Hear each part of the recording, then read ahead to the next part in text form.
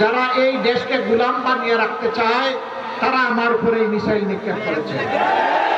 বাংলাদেশ জামাতি ইসলামী দলটির আমির ডক্টর শফিকুর রহমান বলেন, আমার এক্স আইডি হ্যাক করে গত কয়েকদিন থেকে আমার উপর মিসাইল নিক্ষেপ করা হচ্ছে।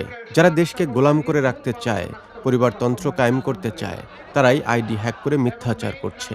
ইতিমধ্যে সাইবার টিম বিষয়টি শনাক্ত করে অপরাধের সাথে জড়িতকে আটক করতে সক্ষম হয়েছে।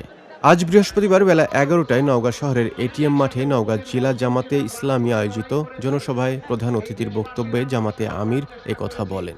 তিনি বলেন, জামাতকে যুগ যুগ ধরে বিভিন্ন ভাগে ভাগ করে পরস্পরের মুখোমুখি করে রাখা হয়েছে, কিন্তু এখন আর তা হতে দেয়া হবে না। এখানে হিন্দু, বৌদ্ধ, খ্রিস্টান, মুসলিম, এই দেশ সকলেরই অবদান আছে এই দেশের জন্য।